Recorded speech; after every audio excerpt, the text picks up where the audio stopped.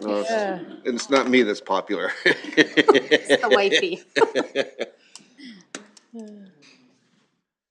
He answered my text right away. Just You know what? All right, we'll go ahead and call the Becker City Council meeting of December 20th, 2022 to order. Please rise if you're able and join us for the pledge.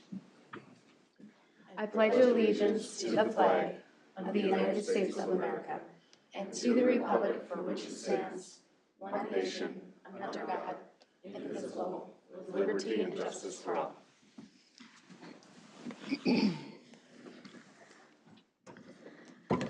All right, has council had the opportunity to review the meeting minutes from December 6th?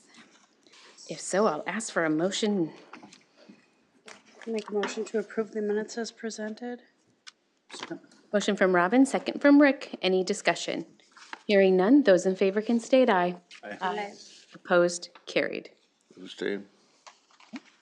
Any changes to this evening's agenda? Hearing none, I'll ask for the approval of the set agenda. Motion to approve the agenda as presented. I'll second. Motion from Rick, second from Becky. Those in favor can state aye. Aye. Aye. Opposed, carried. Guest and open forum. Seeing no one, we're going to move into committee reports. Personnel Committee. We discussed the vacation policy update that is in our consent agenda for this evening, and then hiring updates in various departments such as like the building official and the senior planner, those kind of updates in regards to hiring. So that was it. How about EDA? EDA met on December 12th. We went through the monthly market report like we always do. It's about the same as it was last month. We got an update about some business visits that have been conducted, including TJ Potter, Ruck Excavators, Country Lumber, and Hubbard Electric, and some of the issues that they're all facing, which are pretty similar, including workforce and supply chain issues and questions about solar. We talked about what was on the agenda for planning. We touched a little bit on some coalition of coal communities, some programs and some applications that we can make regarding that. Talked a little bit about our bylaws and the 2040 comp plan, and that was about it. All right, Budget and Finance. Budget and Finance met on December 15th. We went over the financials through November. We did actually receive our second half tax settlement early, so we actually had it. We had it there. As we do each month, we review the potential grant anticipation funding, and that's that short-term finance that we talk about. That's something Budget and Finance Department is, or Budget and Finance, the Finance Department is constantly reviewing to make sure that you know, as we submit the payments for the work across the street, that those come in a timely manner, and then kind of forecasting out to make sure that we you know, to verify if we need that short-term financing or not. So far, we've been getting a really good turnaround time, for the most part, really good time on the payments when we submit them to the state. They've been pretty quick, so that definitely helps us. I talked a little bit about, we review accounts receivable every month, and so we did have the certification of the unpaid, the utility fees, and so went over that. Talked a little bit about the fund balance review, or fund balance policy. So as you recall, we retain, I think it's 40% is our current policy for what we try to carry over to the beginning of the year. We're looking at bumping that to, I believe it was 60% was the number we're looking at doing, just you know, for when you think that you know, we just received that tax settlement here at the end of, you know, right around December 1st, and we won't receive another one again now until, you know, receive like the 70% in June, the remaining 30 in July. So we do go quite a ways there, you know, before receiving, you know, most of the money to run the city. So so we talked about bumping that to 60%. That is something probably see coming forward there.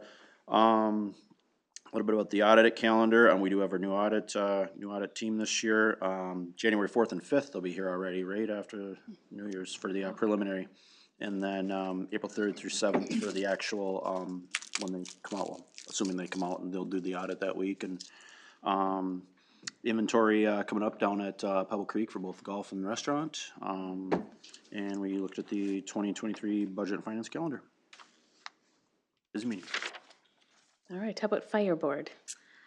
Fire Board, we met last night. Everything's going good over there, did our typical payment of the bills and payroll. There was 52 calls last month, and, which is pretty. But yeah, it'll be interesting to see at the end of the year, just the comparisons next month, to see how many more calls there were than last year. But yeah, everything's good. They're just wrapping everything up for the year. How about Planning Commission? Planning Commission met just last night.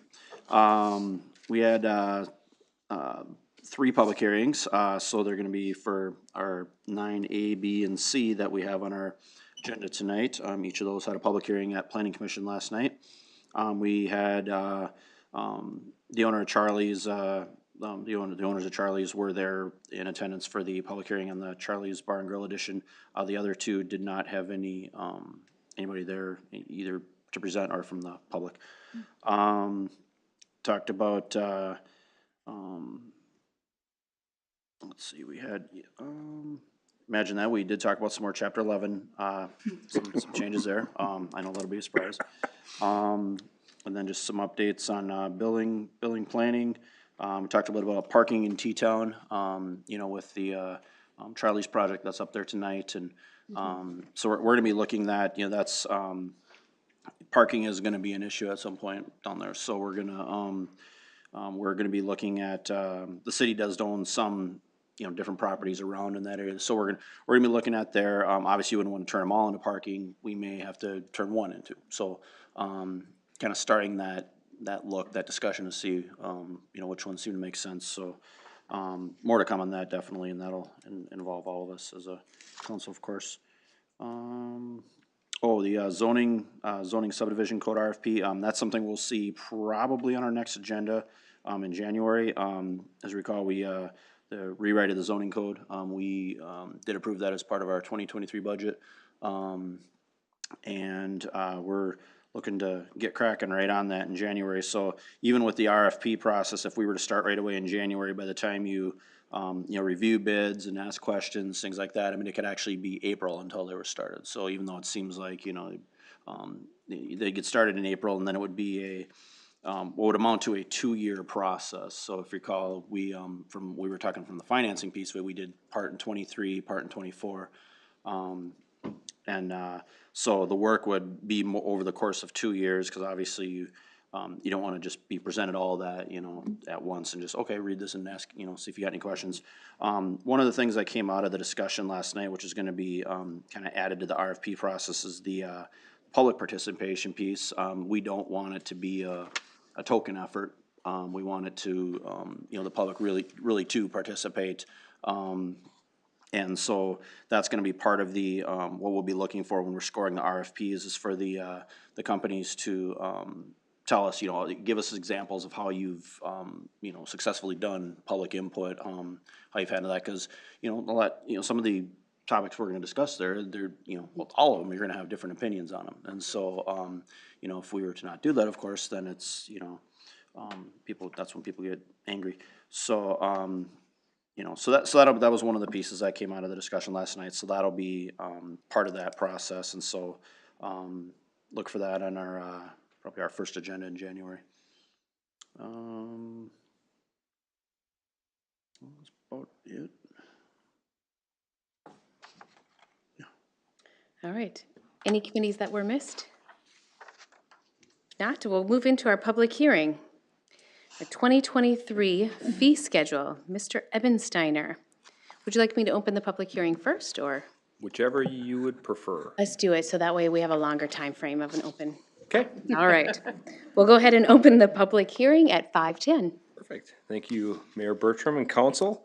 So I'm here to present the 2023 fee schedule, public hearing here. So a couple attachments. I have the ordinance 265 second series and the ordinance 265 second series summary. Just a couple, I'll just summarize a couple of the changes. Licensing related fees and miscellaneous fees, just had a couple updates there, and some clarification of wording. The property related fees, there primarily change due to, the staff time, to cover those, processes, as well as some escrows just to cover some of the overruns that we have with some of the additional legal or engineering, overviews that we need there. On the utility, side, we did increase, or just change some wording, increase some of the fees related to just the cost of some of the meters that are increasing. And then in conjunction with our rate study that was completed a couple years back, just had some changes in water and sewer rates, a 2% increase, on each side there, and then 4% increase on the tier 2 domestic. So, with that, I'd stand for any questions. Otherwise, just a reminder, we did look these fees over at the last exec session in detail, but can also answer any questions with that. But otherwise, the actions tonight, public hearing is already open, so really just looking to close the public hearing, and then we just have a motion and a second to approve the ordinance 265 second series, and then the second series summary for publication purposes. All right. Is there anybody here wishing to input on the issue? I'm seeing no one, so I'm going to ask council if they wish to close the public hearing. Make a motion to close the public hearing. Motion from Robin, second from Mike. Those in favor can state aye. Aye. Aye. We are closed at 5:12 p.m.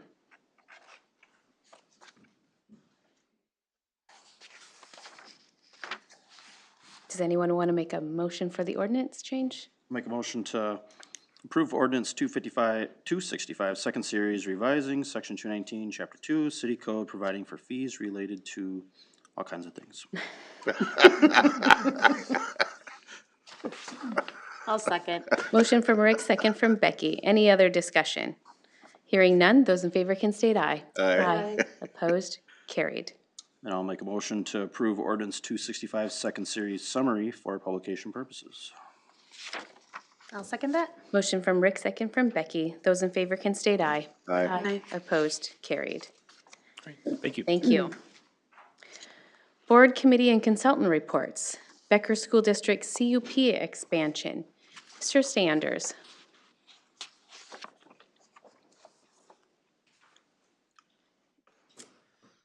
Thank you, Mayor, Council.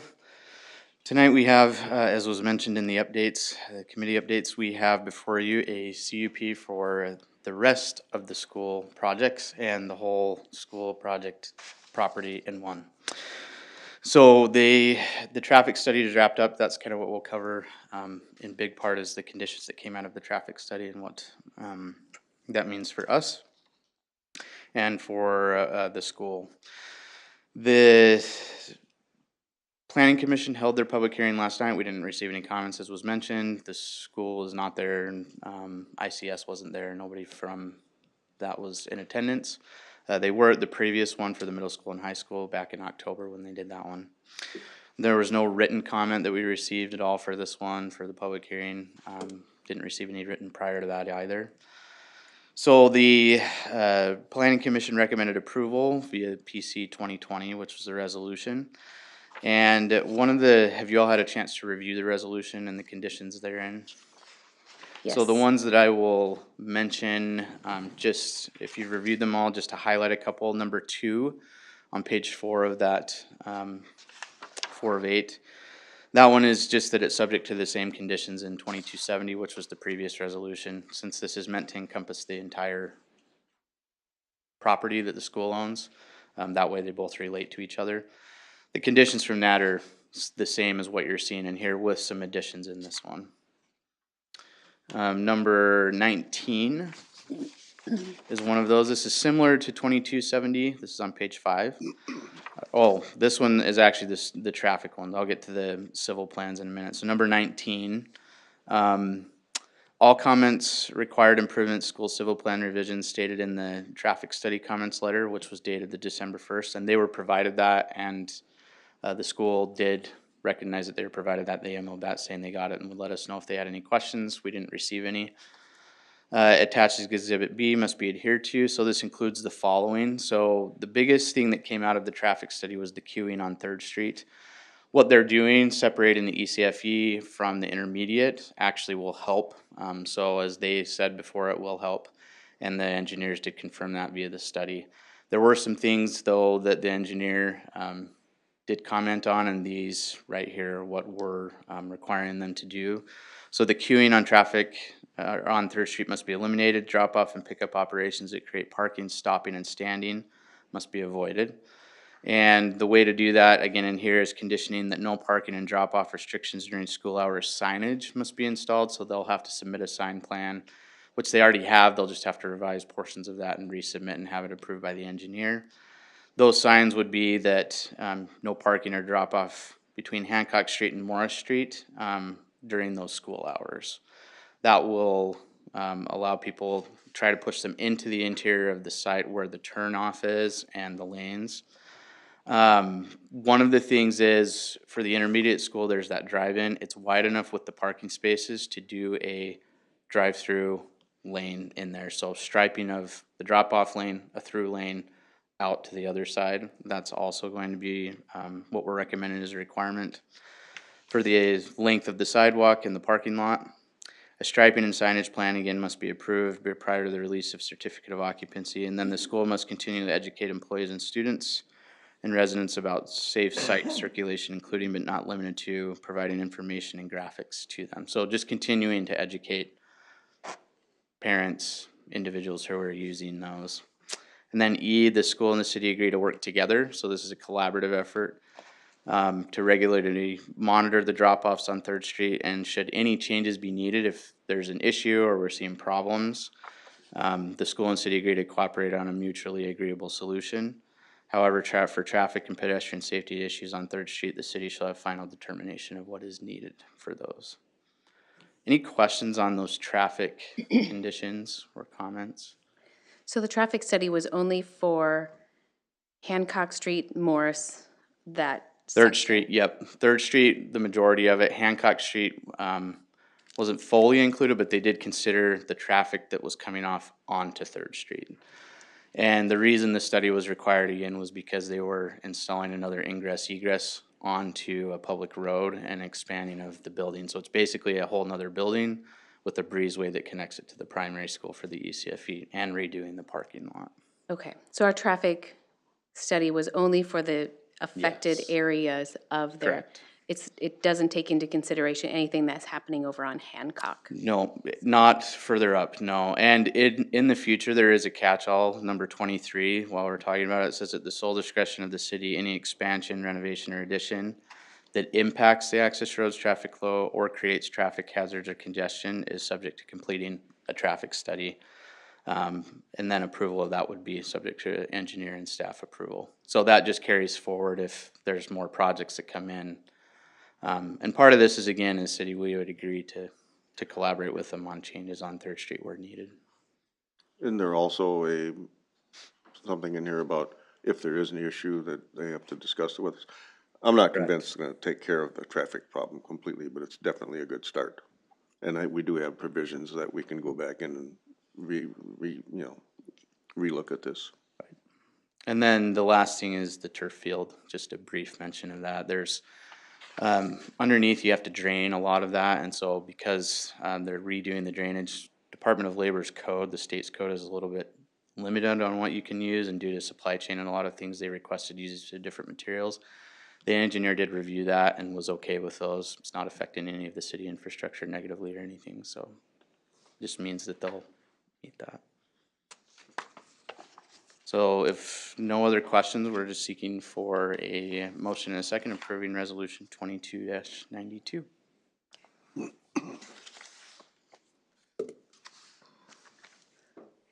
I'll make a motion to approve resolution 2292.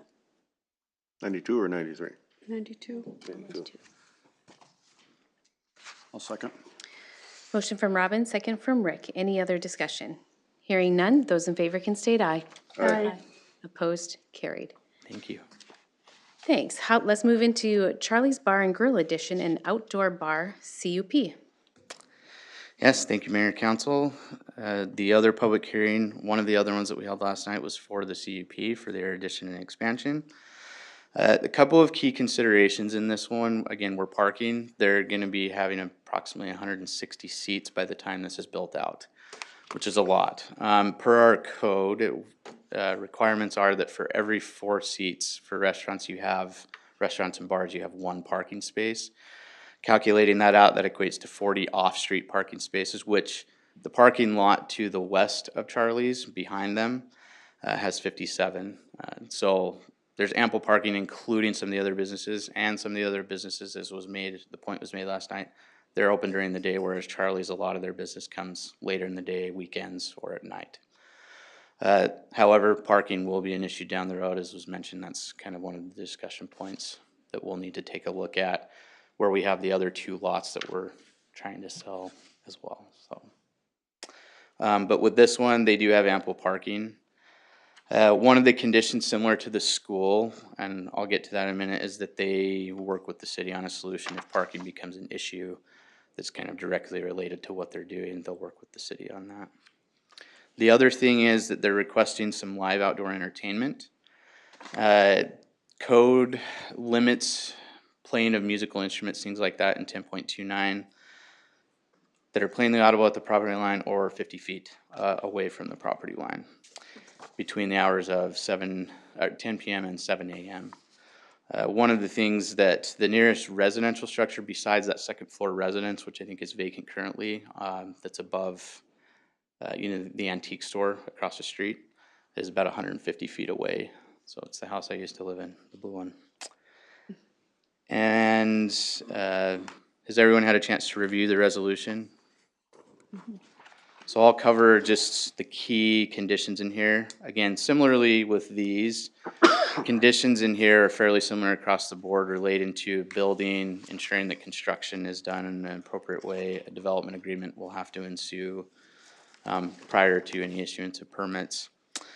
Number 13, one thing to note is, I did check with Julie on this, a liquor license has to be obtained, which they already have one. They don't have to do a new one. They just need to submit an updated site plan, which they'll have, and keep it current. And then again, number 21. Number 18 first. So if at any time parking becomes a traffic issue, the applicant and future owners agree to work on a mutually agreeable solution with the city. So for any traffic or pedestrian similar to the other one, the city kind of has final say on what that is.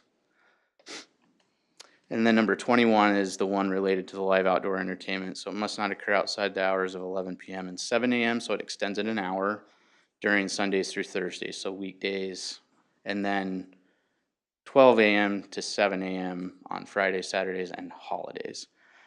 The applicant, again, was there last night. They didn't anticipate that was going to be a problem at all. In fact, most of what they're proposing doing would be similar to what you'll see at Pebble Creek when they do kind of one instrument, that they're doing it during the dinner hours, not loud music like you would see in a concert venue. And then at number 23, related to that, we're proposing that if there are any issues and there's a substantive number of complaints from a considerable number of people, and the reason it's vague is to ensure that it's not just a group of people that are just irritated, but there's actually a legitimate concern, that they agree to work with the city on coming up with solutions.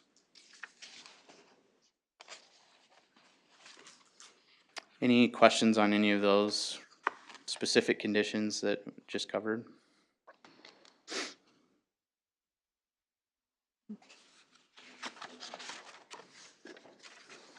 Any questions on the resolution in general? If not, seek for a motion and a second approving resolution 22-93.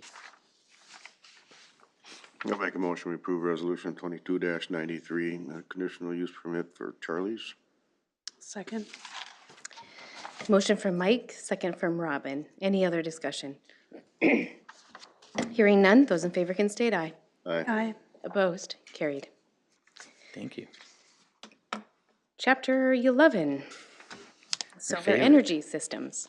Your favorite. We have a couple of edits as part of the solar overlay group. One of the things that we've noticed in our code, we address solar energy systems. We don't define them, which is a little bit of a hole because it could mean anything under the sun. And there's a provision in there that would allow anything that doesn't meet the solar energy provisions to come in under a CUP, which basically would mean a massive solar farm. So what we're proposing tonight is just a couple of minor changes. The definition, so solar energy systems, which means an accessory structure that, like on your roof or to the side, which we have provisions in code that allow you to do those, that serves the property itself. It's not meant to outsource it or sell it to anybody. And then adding the definition of solar farm, which would be anything 100 kilowatts or over. That's the primary use. And it would allow those only in ag district under an IUP. So that way you can control the length of time that you're allowing that use to exist on the property. One comment we received last night was related to including direct current, so DC in there. That's one of the adjustments that was made, that was given to Susan on the amended resolution, just including DC as well, so AC and DC. That way anything with direct current is also included. We didn't receive any public comment written for that, and nobody spoke to these last night.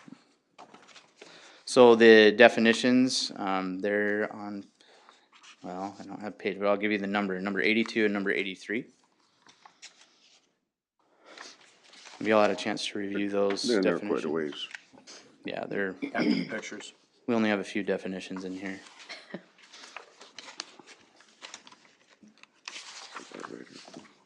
And we were highly inspired by the definitions from Wright County, who's done Yes. quite a bit of Yes, we were. this already, so.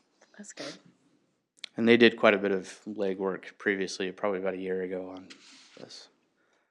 So again, you'll notice the difference. A farm is composed of multiple panels that uses the current, and they're only permitted within IUP. Solar energy system, the difference is directly connected or designed to serve the energy needs of the primary use, and that would be allowed as an accessory.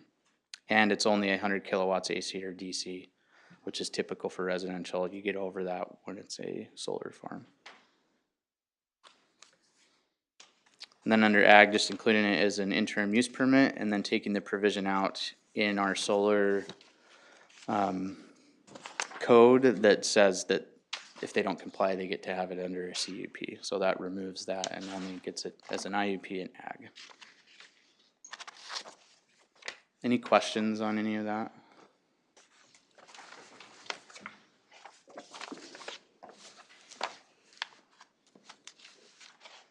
And No. Planning Commission did recommend approval of that as well. I'll make a motion to approve ordinance 267 second series, revising sections 1102, 3172, and chapter 11 of city code to adjust definitions of solar energy systems and solar energy farms and their allowed areas of use. I'll second that. Motion from Rick, second from Mike. Any other discussion? Hearing none, those in favor can state aye. Aye. Aye. Opposed, carried. And I'll make a motion to approve ordinance 267 second series summary for publication purposes. I'll second that. Motion from Rick, second from Mike. All those in favor can state aye. Aye. Opposed, carried. Thank you. Thanks. Jacob, we have one more, administrator and staff reports. You're gonna be so tired of me by the end of Chapter this. 3, the Sack and Whack Edit. Yes. Thank you, Mayor, Council. So this one, we have Chapter 3, Sack and Whack edits. This was just given to Planning Commission for their review, but this one is changing. Our current code calculates 1 sack, 1 whack unit for 274 gallons of daily flow, which is really based on residential consumption. So when you take that number into an industrial or commercial use, it makes the cost of sack and whack really high. It doesn't translate well at all. So what we're proposing is removing the really confusing chart that's in there that causes a lot of issues, and not everything is encompassed in that. And in the ordinance 266 under E for industrial, commercial, quasi-judicial buildings, so quasi-judicial is things like bigger churches, stuff like that. It would be connected to municipal water and sanitary sewer systems by a base rate. So what you would do is the inch of your pipe by a multiplier, and that's it. And that gives you your rate. The only time you would get charged again for sack and whack is if you were to change the size of your line coming into the building. Other than that, it wouldn't be one of these where every time you're recalculating based on your use and having to go back. So it'll assist staff, but it'll also make it easier for developers and builders to understand their costs in a simple way while still covering what the city needs it to. You know, I just thought of something on that. I remember talking about the size of the line, but for example, a building is built and they have to put in a sprinkler system. So with that, let's say they have to put in a 6-inch pipe then, even though they're only using the amount of water of a 3/4. Right. Typically, we haven't had, I don't know if, I don't think I can recall anywhere they have to retrofit like that, at least currently, but if you had a bigger building, I mean, there's the potential for them to have to increase size. But they're still gonna pay the rate for water, they're still gonna pay the rate for sewer, even on the So backside. it has no effect on the actual water usage rate. Right, they're still gonna pay for those, Yeah, if you gotta put a 6-inch line in, you gotta put a 6-inch right. line. This is just referring to how much of that kind of taxes the system, your availability on the system. Yeah, but like, if it's for a fire suppression system, if there's no fire, it's never Right. used. Correct, it's just sitting there, right.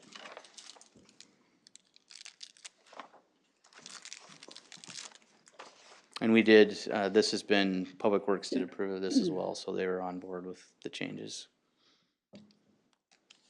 Any other questions? If not, just looking for a motion, a second approving the ordinance 266 second series and ordinance summary 266 second series for publication.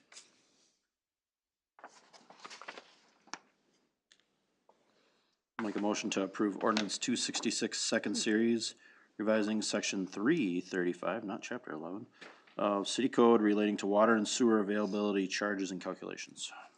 I'll second that. Motion from Rick, second from Mike. Any discussion? Hearing none, those in favor can state aye. Aye. Aye. Opposed, carried. And I'll make a motion to approve ordinance 266 second series summary for publication purposes. I'll second that. Motion from Rick, second from Mike. Any discussion on that? Hearing none, those in favor can state aye. Aye. Aye. Opposed, carried. Thank you. Thank you, Jacob. I'm done. Project number 3, easements. Mr. Knutson. Good evening, Mayor and Council. Just to get you up to speed or refresh your memory on what Project 3 is, it's part of our Phase 1 Business Park expansion. Project 3 is a collection of sewer, force main, and gravity feed that will feed a lift station coming from Energy Drive and collect just north, kind of northwest of Water Tower 2 in the industrial park. And it'll go under Highway 10. The pipes will feed down Oakview, in between Country Lumber and a strip mall owned by Kyle and Cindy Johnson. Follow Oakview to Central Avenue. It'll go east down Central Avenue towards our wastewater plant and then up the driveway and connect into our system. In order to do that, we need to attain a few easements along the way. We've worked with Xcel Energy on several easements and property purchasing for that. And the easement in question tonight is for Kyle and Cindy Johnson, which is the shared parking lot between Country Lumber and the strip mall owned by the Johnsons. Back in, I believe, April or May, we brought the original easements to council. You approved us trying to execute those documents. We did reach agreement with Country Lumber on that easement. What we did for them, as well as offer it to Kyle and Cindy Johnson, was in exchange for the easement, no cash would change hands, but we would repair and replace, upgrade their parking lot in exchange for the easement for the utilities. Country Lumber was quick to accept that, and we did get that signed and recorded. Kyle and Cindy initially gave indication that they would take us up on that offer, and through multiple communications, site visits, phone calls, we've just reached an impasse where they've backed away from that offer. So looking at the parking lot improvements that we were proposing for them, based on 2022 construction costs, the valuation on that is about $55,000. We did have a land appraiser come in. in lieu of that, to do a purchase for damages for the easement. The valuation that was come up with from the appraiser was $11,800. So the valuation was quite high in the exchange for the easement. They chose not to go that way. I did let the Johnsons know that if they didn't want that option, we understood that, but the next path would be to do a quick take or an eminent domain process for public purpose on this, and by so doing that, the offer of replacing their parking lot would be off the table, and we would only go to reparations for any damage to their parking lot within the easement that's being proposed. So they were aware of that process. From start to current status, I've probably been dealing with this for about 16 months. Like I said, countless interactions, calls, face-to-face meetings to try and get to a point where we could make this work out. This is not the path that we had hoped to go, but we're here. We've had legal counsel review all of the documents. Where we're at, we're well within our right to do this. The public purpose of this project is needed to increase the business park. So that brings us to this point tonight where I'm asking for a resolution and authorization to go down the path of a quick take or eminent domain for the easement in question as identified in the resolution. So with that, I'll answer any other questions that you have. So make sure I understand this. You offered them like 50 grand worth of work, and now we're talking about $11,000 instead? Yes, based on the square footage in 2022 construction dollars, it was in excess of $55,000 value at no cost to them. And they chose, I don't want to put words in their mouth, but they were looking for more on top of that. They wanted the repairs plus the lost damage of their appraised value, plus seal coating of their other parking lot. In good faith, Greg and I have talked at length on this. We didn't bring some of those to you, but we felt it was not ethical for us to offer those things. I couldn't identify public purpose for that, and we didn't want to be put in a position where we're trying to put somebody on the take or put us as a city and you as a council in a bad position. So with that, we tried to keep everything above board. Like I said, Country Lumber grabbed this. I think it was a 2-day turnaround from you guys giving us the go-ahead to those folks signing off on that and us submitting that for recording. So I believe we've been very generous on this, and I think it's to a point where I think it's in our best interest to go this route because it keeps the integrity of the project and us as a city in the right place. So. Okay, if we go along with this, are you gonna allow them to change their mind? Yes. As staff, I would answer that by saying no. If they were to come back to that, we would reach out to you folks and see what your position is. Because of the amount of time and the costs that we're starting to go down, we said no. I agree. In the last statement, the documents sent out by our attorneys gave them a 10-day third chance to go down that path of taking the parking lot improvement option, which we were gonna cut it off before that, but we made the decision to extend it one more time, and they declined that. The last day of the option, the 10-day option, I met with Kyle again on site, walked through the entire process to show him exactly what we were dealing with and what it's going to look like. It's gonna look weird over there because Country Lumber is gonna have a brand new parking lot, and if you remember, the Oakview was vacated off of Highway 10 to Bank Street, and it was given back to both of those property owners on the center line of the property. So we're gonna follow that property line, which is the center line, and likely won't disturb a lot of the Johnson property, and we'll only patch that back. So it's gonna look weird when you pull in there. Country's gonna have a pretty big new parking lot, and he's gonna have a parking lot that's in somewhat disrepair right now, but that's their decision, not ours. Disrepair because of the existing condition, not because Absolutely, of disrepair. nothing that we're because of going us. to do. Yeah. If we It's disturb it at already all, in- we'll patch it back and It's already in repair. disrepair. That's my point. Yes, And the process that we followed is all state statute. It's Everything not that that we- we've chosen yes. dollar amounts or anything. This is No. all laid out by Yes. by statute. Correct. Our attorneys are well aware of this and have guided the process all the way. They actually drafted the resolution that's in front of you tonight. And I'll just ask for, in front of everybody here, the question I asked you earlier, is there a reasonable alternative route that would not incur significant cost to the city taxpayers in Becker? No, there's not, because when you look at the industrial park, the lots that are developed over there, for us to run our sewer line someplace else would be pushing it through somebody else's yard or lot, and there's just no quick connection or easy connection to come across or under Highway 10. This makes the open lot that we're looking to purchase from XL leads right to their parking lot, which gets us right down a city street. So it is by far the only path of least disturbance to get us there. And so when we compare and again, I know I asked you this already, but just for, so when we compare the before and the after, we're still gonna have a business who's still gonna have a parking lot. We're not knocking down any buildings. There's no change in the business at all. It's an easement. Correct. There'll be a pipe under the ground. Correct. And there'll be half of a brand-new parking lot. Correct. Half that won't be. But we're not knocking any buildings down. We're not, the business will not operate in any different way. So when people typically hear, eminent domain, it's like, oh boy, they're knocking stuff down or they're taking stuff or whatever.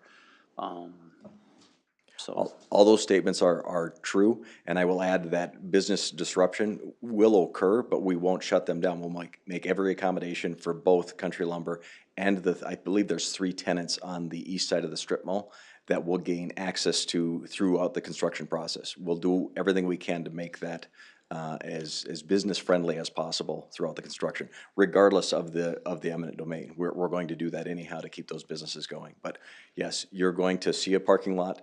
The parking lot will be disturbed, the utilities will be placed, and a new parking lot will be placed on the Country Lumber side of it.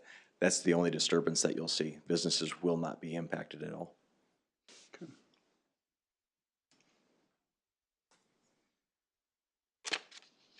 Any other questions?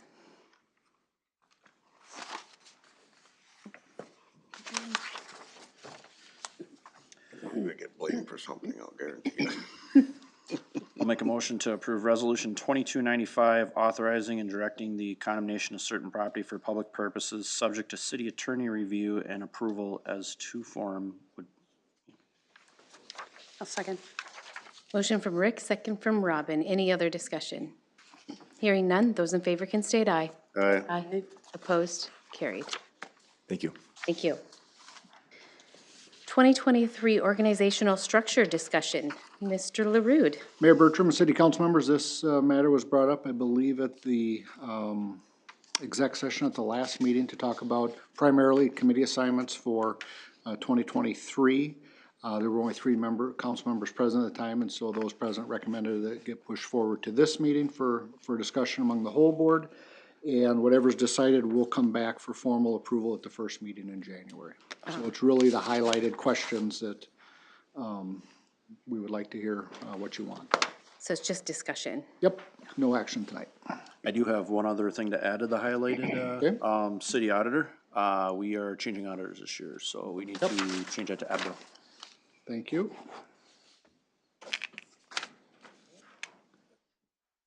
And then in my absence for the acting mayor, I'd like to ask Rick if he would do it. Yes.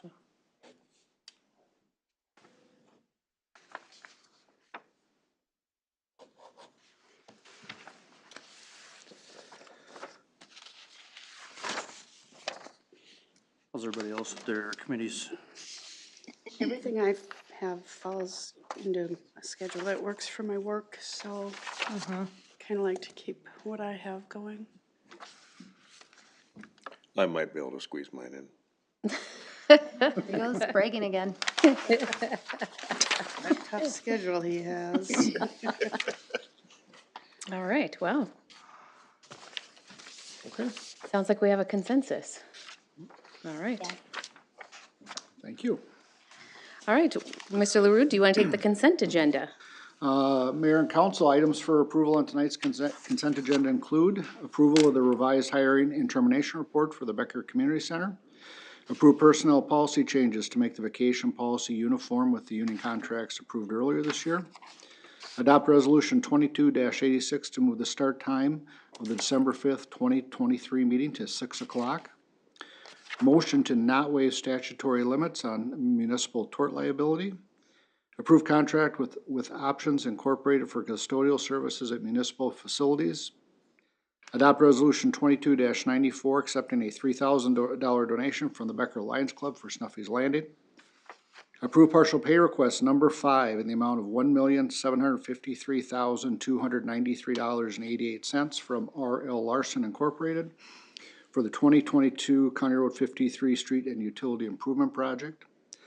Approve partial pay request number 4 and the final pay request in the amount of $147,059.90, closing out the 2022 Street Improvement Project. As a side note, that project was completed at $141,939.33 under budget.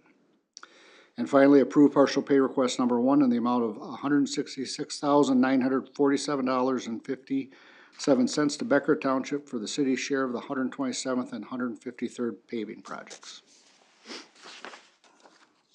And I'll stand for any questions.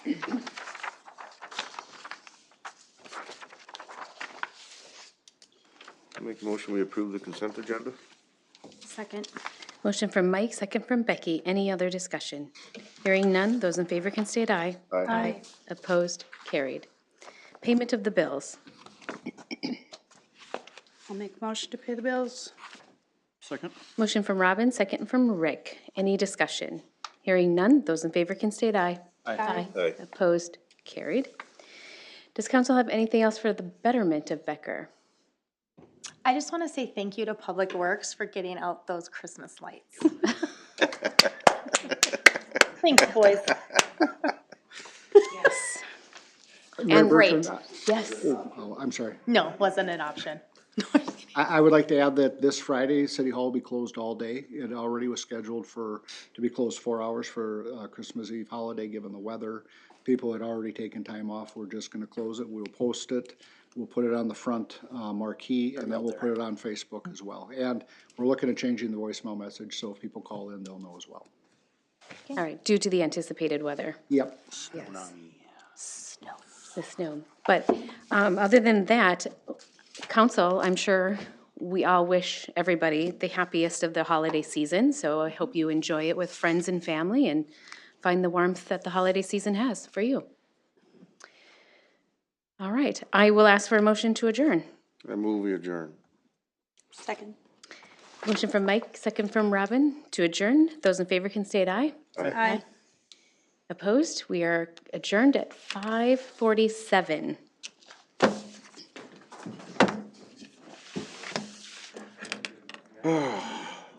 Was it at luncheon today? Yes. Oh. I don't know if you know, I had Sue in the hospital all week last week. Did you see this?